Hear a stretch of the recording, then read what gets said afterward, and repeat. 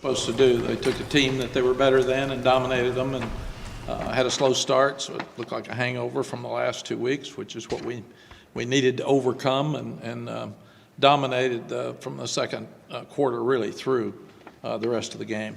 Missed a couple opportunities offensively, had a couple of holding penalties, but got to play everybody from latter part of the third quarter till the end of the game. I'm really proud of Connor that he got to play in a regular offensive setting where he could make some plays and do some things. Proud of Omarion that he got 1,000 yards this early in the season. That's pretty cool. And he protects the ball so much. Drake just kept being Drake. Chris Culliver, fun for him to get a touchdown pass at the end because he needed that. And you can see he's fast and going to be a really good player. And really good to get a lot of the defensive guys some rest, but also play a lot of other defensive guys. Thought the kicking game was good as well, except for the one we screwed up at halftime, and that was unbelievable that kids just ran out on the field by themselves. I don't know. We should have had somebody standing there saying, no, wait, because we were going to spike the ball. And, I mean, they're gone, and then we can't find Drake, and we don't have a timeout. And Drake was trying to get back out there and spike it even with a field goal team out there. But that was just completely botched, so we messed it up. It'll help us. It'll definitely help us the last 3 weeks because somebody will be standing in front of them saying, don't go. We thought they would wait till we told them, but they were excited. Questions? Now that this game is behind you, given the last couple of weeks, did it come at a good time? Did you need this kind of game and this kind of performance? Yeah, I can see why Larry did this now. Most of the time I think it was before the NC State game, but having an open date or a game where you're better than the other team, but you still have to play. I like their quarterback. He's really accurate. They've got a couple of really good receivers. Running back, number one, was a good player. They played hard on defense, so I thought it was a perfect time and the perfect game for us at this time. Like you talked about Chris Culliver getting that touchdown at the end. Kind of behind the scenes, like what are some of the things that he's been able to do to kind of make his place, I guess, in the depth chart? Yeah, well, that brings up Tez. So happy that Tez could get back. He practiced a little bit this week. He was a little bit sore, so we didn't know until pregame today whether he was going to play or not. And Chris was going to have to step up and take a bigger role in the game if he didn't. So that's the other reason we needed Chris out there more today so he can help out if somebody gets hurt.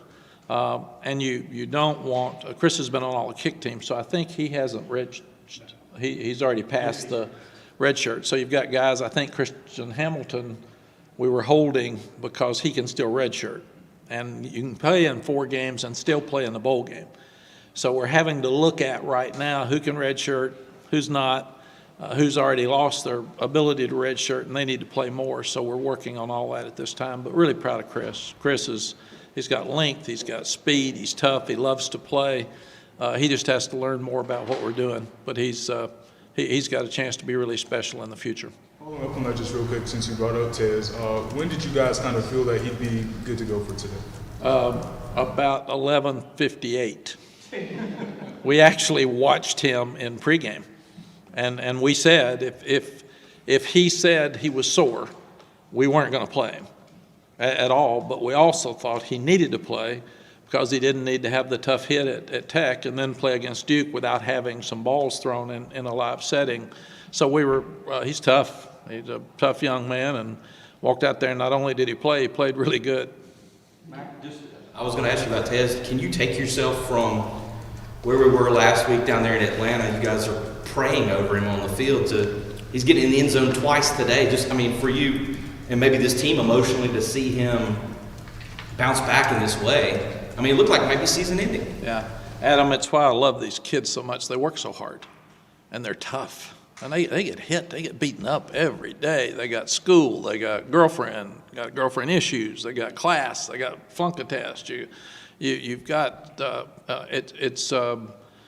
nobody really understands how hard these guys work and how special they are and how tough they are. And for Tez to want to get back out there, he could have very well. Everybody's talking about NIL and all this selfishness. We don't have that. Tez could have very well said, I'm just going to go work with the scouts and I'm through. I don't want to get hurt. I don't want to hurt my draft status.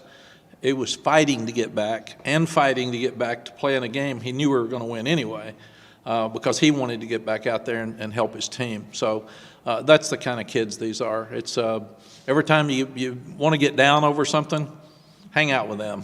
And to watch them, there's nothing better on the sideline than the players watching younger players or inexperienced players get to play. It's like a walk-on getting a scholarship. They are so happy when somebody makes a play. And that's the challenge I had for them, get the game over early enough that your buddies get to play. It's on you, man. It's not on us. And they were able to do that. Do you really think he would have said he was sore? When he told you he was sore, do you think he wanted to play? Well, one of the things was lower body, so you could see if he could run well enough or not. So that was, I think we would have known, but it's amazing he didn't have anything in here, and that's what we were so worried about.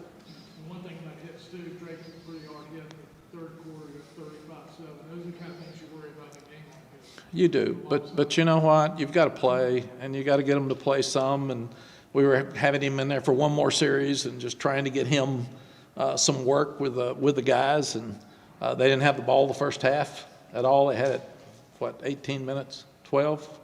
They didn't have it much. Anyway, they had it about twice as much as we did, so we're trying to get him some plays. Same thing with Omarion.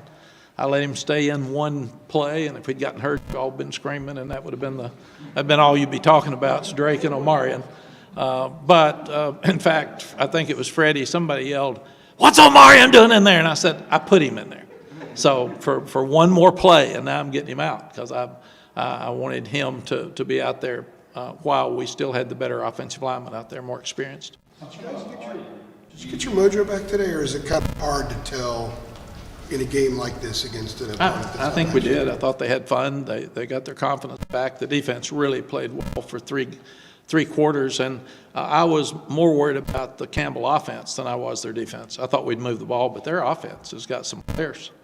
And you complete 74% against air, and you're pretty good. He's number 2 in the country in the FBS, and they've done a good job. He's well coached, and he came out hot, and this is the most exciting game in their history, and not for us, and that's what you worry about in these games.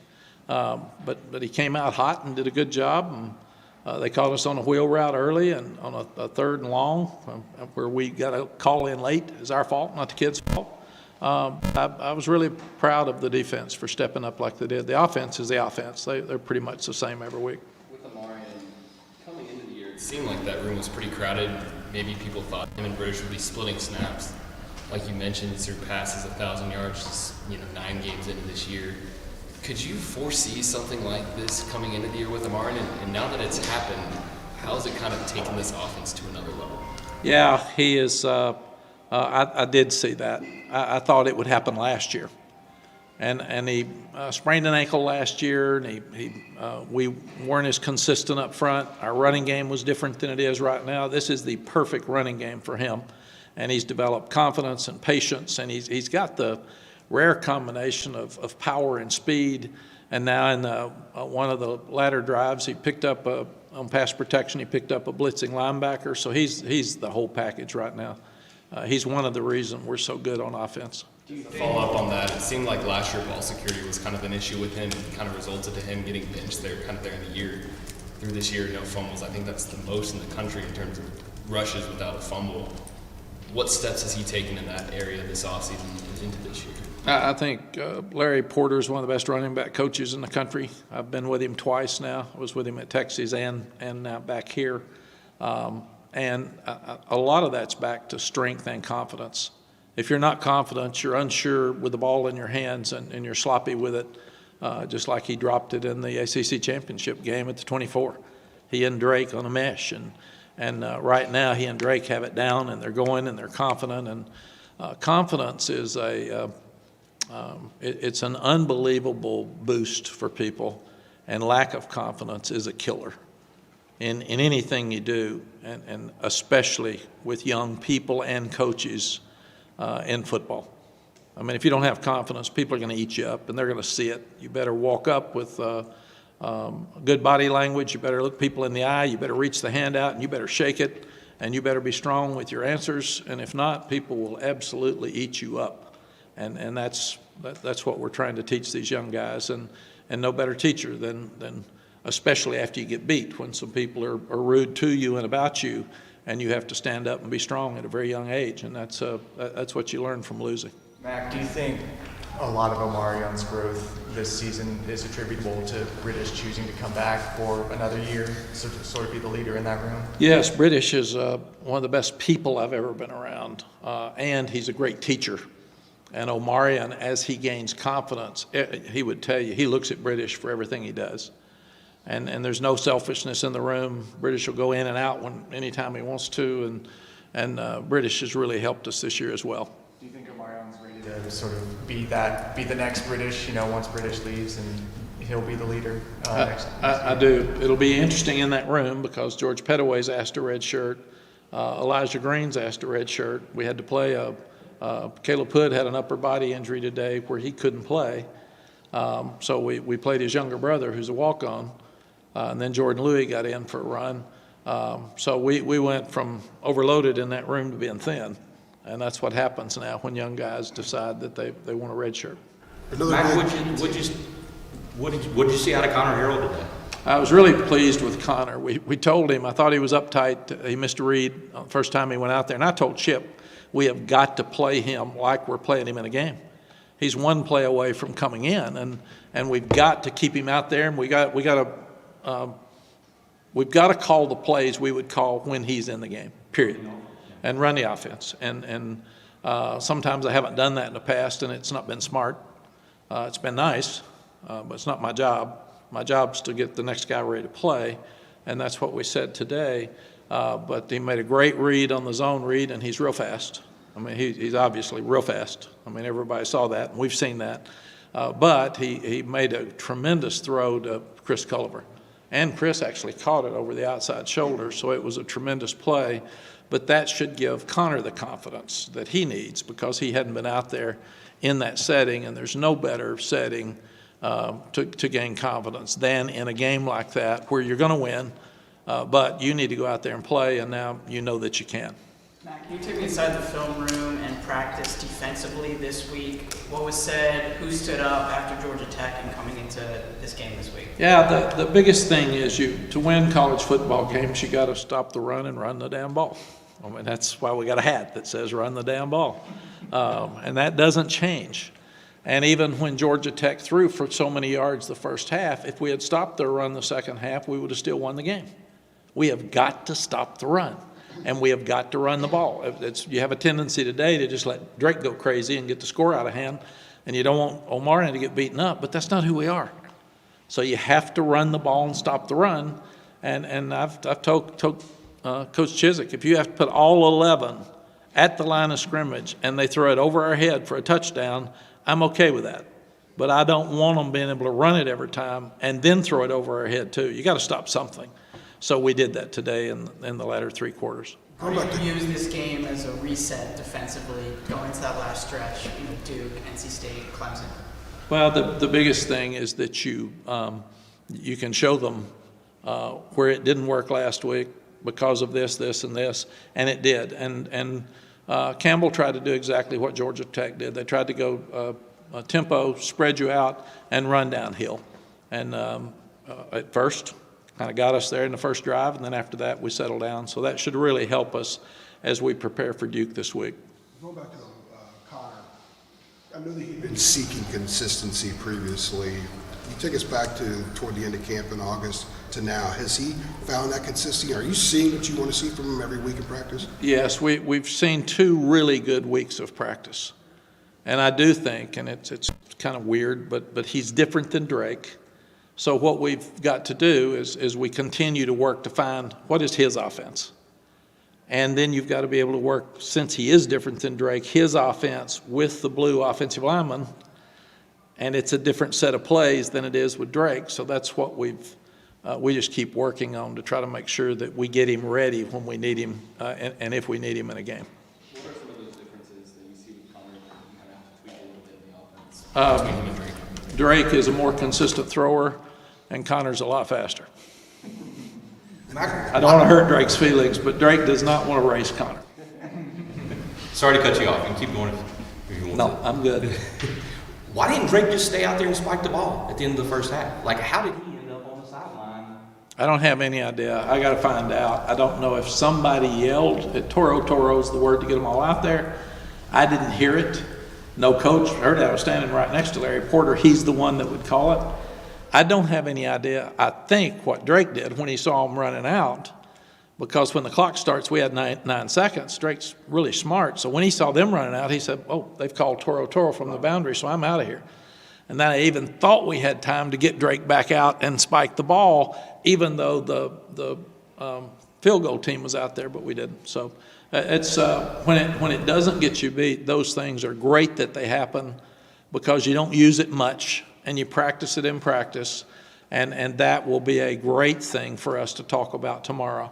That we make sure if we need it in the next 3 weeks, I can assure you it will happen better. And you had managed to cock the clock well on defense. We had done everything perfectly until we didn't. Mack, Tayon was ruled out right before the game. What point of the week did he get hurt? He was probably Thursday when we realized he wasn't going to play, so that made us really thin. And the same with Legend. He didn't play because of I guess lower body. So we're thin. I mean, we had Caleb Cost out there in the fourth quarter playing corner, and Gene would make a call, and Charlton would say, "He can't do that. He wasn't in that meeting.